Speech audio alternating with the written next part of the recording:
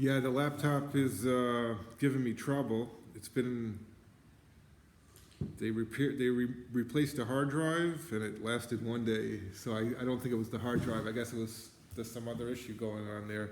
The keyboard, the keyboard just, it won't read that the keyboard's putting in the info. It's kind of weird. Not sure what's. Was that an Apple? No. I've never had any trouble with Apple. I'd have to smash it against the wall to have trouble with Apple. It's a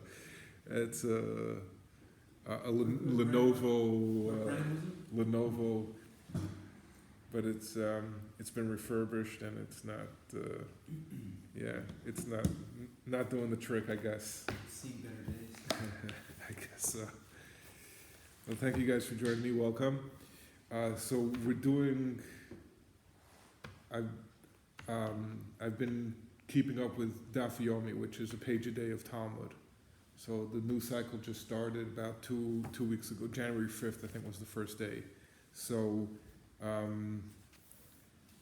it's a little different than the class the rabbi normally gives. And be patient because it's a meandering type of dialogue.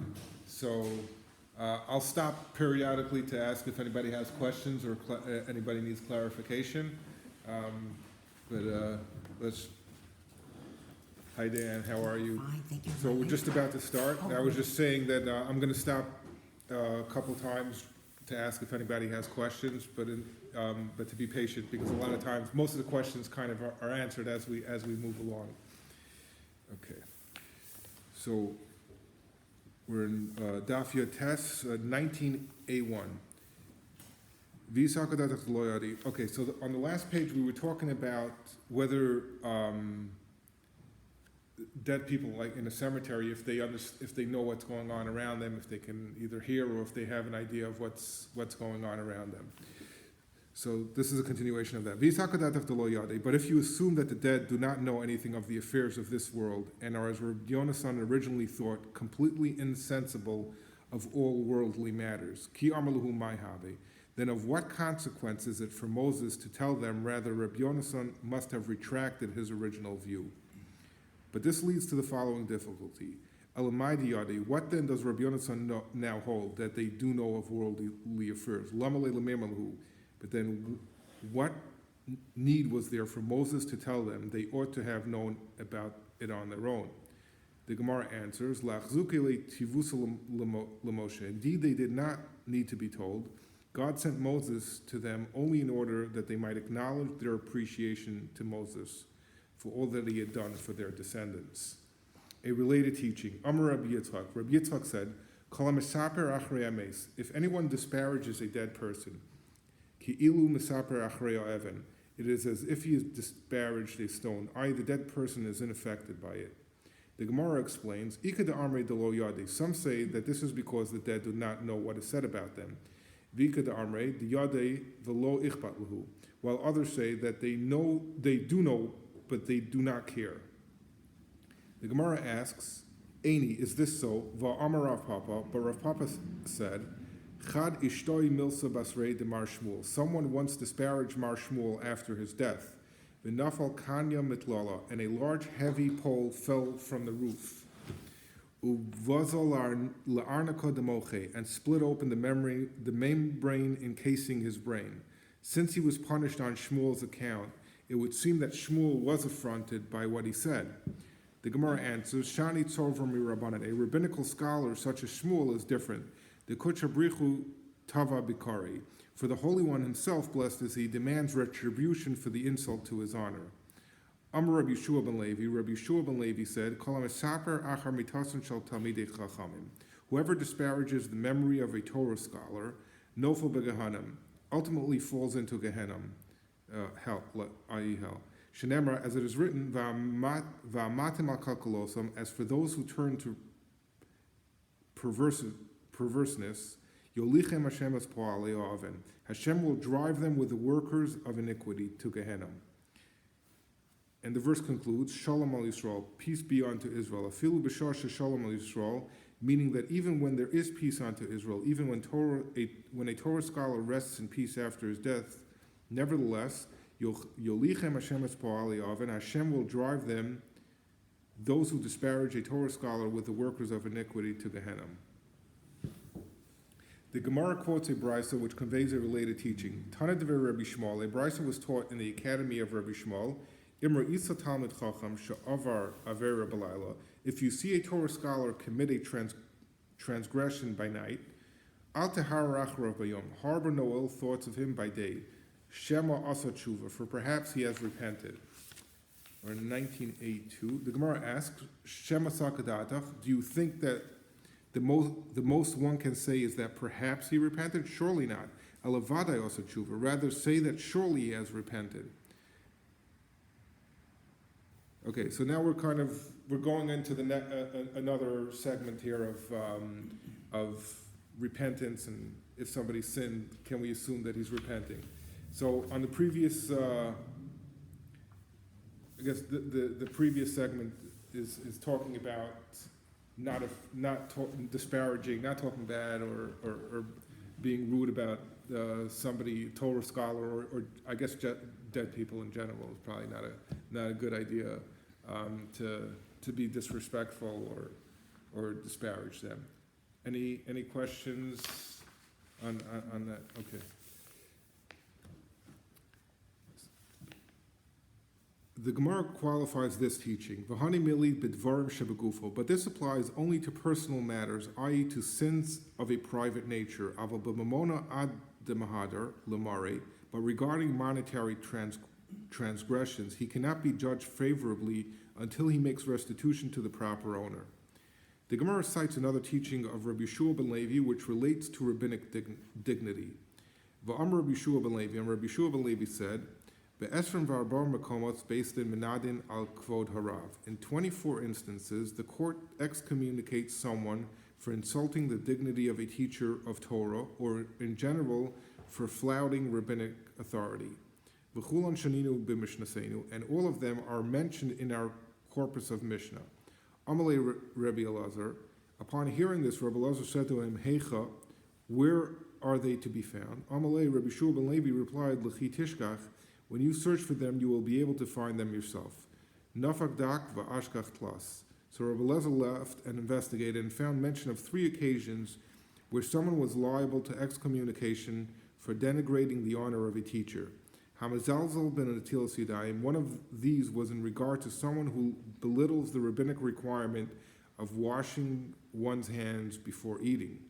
V'amersaper achar shel talmidei chachamim. One was in regard to someone who disparages the memory of Torah scholars, va'megistato klape mala, and one was in regard to someone who is insolent towards the one above. The Gemara proceeds to identify the 3 occasions and begins with the second one. We said that one of these occasions involved someone who disparages the memory of Torah scholars. Maihi. On what occasion was that? Ditnan, it was as we learned in the following Mishnah. Huhaya Omer, he Akavya ben Mahalal used to say, Ein mashkin, we do not give sota water to drink, lo asagyoris, neither to a convert, v'lo asamashuchreris, nor to a freed woman. V'chachamim romrim, but the sages say, mashkin, we do give them to drink, v'amulo, and the sages in support of their view said to him, Masa bekarmis shivcha meshuchreris b'Yerushalayim. An incident once happened in Jerusalem in connection with a certain Herkemis, a freed woman. Vishkur Shemaya v'Avtalion, and Shemaya and Avtalion gave her sota water to drink. But Akavya ben Mahal replied, Dugma hishkua. They gave her sota water because they were just like her, being converts themselves. Vinidu, and they excommunicated Akavya for disparaging Shemaya and Avtalia. So, Umeis binuduya, and he died in a state of excommunication. The Saklu based in Esarono, and the court had his coffin stoned. So I guess because he made that comment that all these rabbis are converts, he was excommunicated, and they, even after his death, they still held that against him. The first occasion, Hamizalzel ben Latilas Yadayim, we said that another of these occasions involved a case of someone who belittles the rabbinic requirement of washing one's hands before eating. Mahi. On what occasion was that? Ditnan, it was as we learned in the following Mishnah. Amar Rabbi Yehuda said, Chas v'shalom sha'akavya ben Mahalal nisnada. God forbid that one say that Akavya ben Mahalal was excommunicated. She'ein azorin in elas al kol adam v'Yisrael. For the doors of the temple courtyard did not close on anyone in the entire nation of Israel, who was as great b'chachmu v'taro v'yiras chet, in wisdom and purity and in fear of sin, ka'akavya ben Mahalal, as was Akavya ben Mahalal. Ela et minidu, rather who was it that they excommunicated? As Elazar ben Chanoch, it was Elazar ben Chanoch, shepikpek ben etil sidayim, who disparaged the rabbinic requirement of washing one's hands. And when he died, Shalchu based in the court sent its agents, Hinichu Evan Gedola al Arono, and they placed a large stone on his coffin, which teaches you that when anyone is excommunicated and dies in a state of excommunication, based in Soklin Asarono, the court stones his coffin.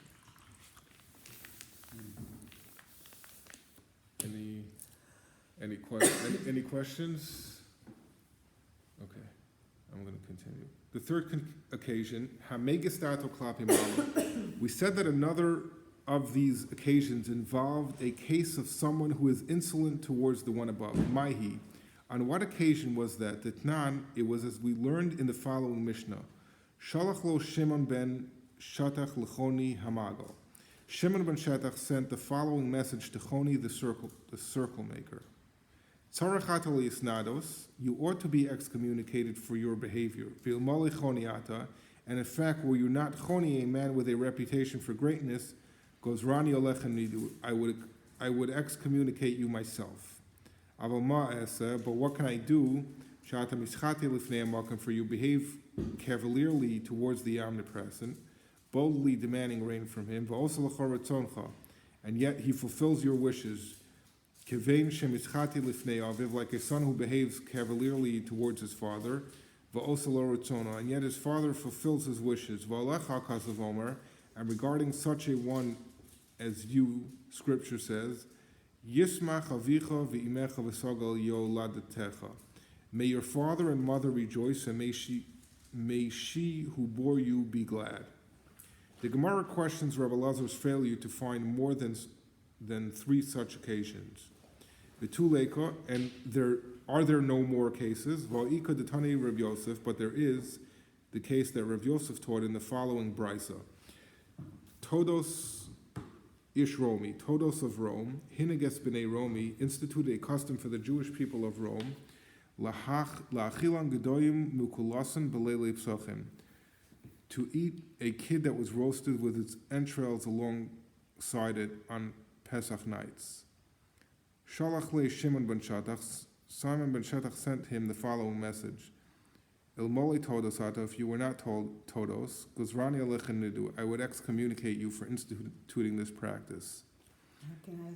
Sha'ata machalas Yisrael kadoshim b'chutz, for you are causing Jews to eat something that resembles sacrificial meat outside of Jerusalem. Now, obviously, we're talking about a lamb, not an actual kid. No, I know the lamb, but they took out the entrails, like the stomach, like tripe.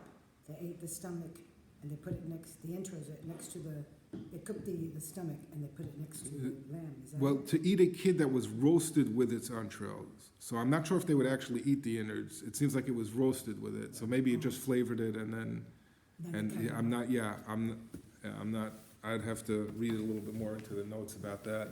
What was that about? So- Be excommunicated? So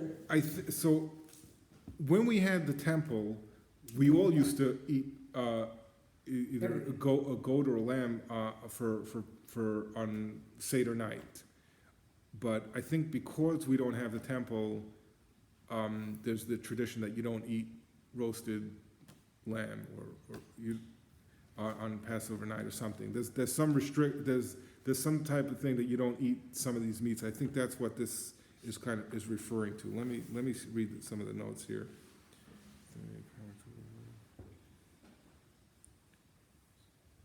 So during the time of the temple, Jews would roast their Pesach offering on a spit with its knees and its entrails on its side. This was done in conformance with the biblical command to roast the Pesach. Rosh al krov v'al kirbo, its head with its knee and with its entrails. This manner of roasting is reminiscent of a soldier carrying his weapons at his side, and therefore a kid roasted in this manner is called gdi mukulas, an armored kid. Todos instituted a custom for the Jews of Rome to roast kids, a kid being one of the animals permitted for Pesach offering, in this manner for the Seder meal in commemoration of the Pesach sacrifice. Okay, so the rabbis forbade roasting an animal in this manner for the Seder meal, since an unknowing observer might erroneously conclude that indeed the kid had been designated as a true Pesach offering, and assume that sacrifices may be offered and eaten even outside of the temple. For having flouted this rabbinic injunction, Todos ought to have been excommunicated. Thus, this deserves to be counted as another instance where the court was prepared to excommunicate someone for flouting rabbinic authority. So traditionally the Pesach would have been sacrificed at the temple and then people would take it home. And I guess once we don't have that, we can't do the same procedure. Mhm. But so it means that at Passover you don't eat lamb? I've eaten lamb at Passover. I'm not sure I think there's something about not eating roasted lamb at the Seder night. Well, I think it's or for the something- interest. So yeah, I don't know I'm not sure the specifics of that. It's, I guess, a lot of, in Hebrew it's called halacha lamasa, the halacha, like the practical law this is kind of like several steps before it. So some of the books that were written on actual practices and like the finalized law, they've studied the total Talmud and put a lot of stuff together. So we're just seeing one glimpse of this. So I don't know specifically, because I remember that there's some restrictions of the type of process of the meat and what types of meats shouldn't be eaten, because then it could look like a sacrifice or something like that. And this, I guess, is referring to that. But I don't know. It seems like it could be that even if you do it slightly differently, it doesn't look like an offering, it's not an issue.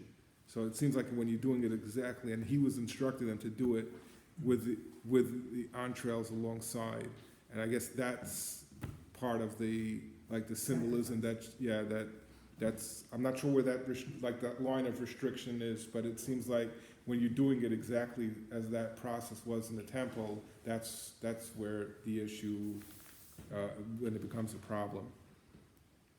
So the Gemara answers, "B'mishnasenu kamrinan." When we said that Rebbe Elazar could find only 3 such occasions, we meant that he could find only 3 instances that are mentioned in our corpus of Mishnah.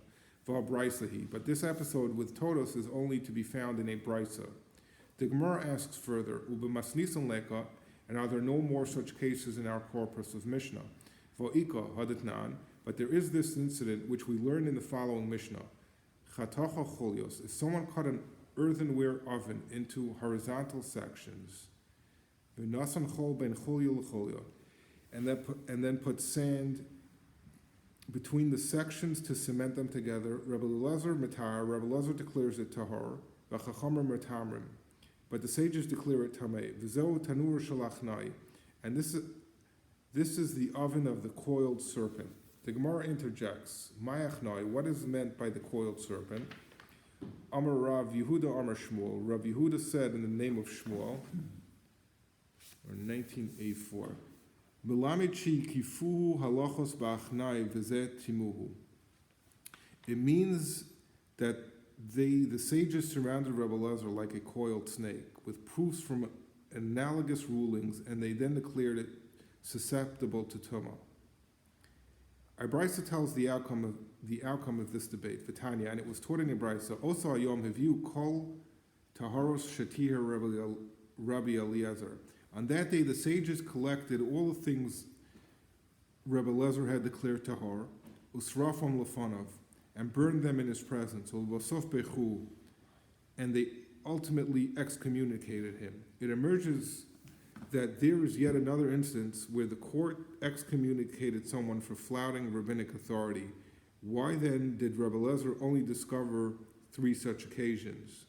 The Gemara answers, Afilu hachi nidui b'masnisan lotnan. Although the dispute that culminated in this excommunication is mentioned in the Mishnah, nonetheless, Rebbe Elezer's excommunication was not mentioned in the Mishnah. That part of the story is only found in a brisa. Rebbe Elezer was looking for explicit mention of excommunication in Mishnaic corpus, which leads to the obvious questions. But then, where are the 24 places to which Rabbi Yeshua ben Levi referred actually to be found? The Gemara answers, Rabbi Yeshua ben Levi medama milsa lemilsa. Rabbi Yeshua ben Levi, who mentioned 24 occasions, compared one case to another, whereas Rebbe Eliezer, who failed to find reference to more than 3 occasions, did not compare one case to another. The Gemara returns its attention to our Mishnah, which stated, Nosei hamita v'chulufein, regarding the pallbearers, those who stand to replace them. So the Mishnah was talking about pallbearers, that they're not required to pray.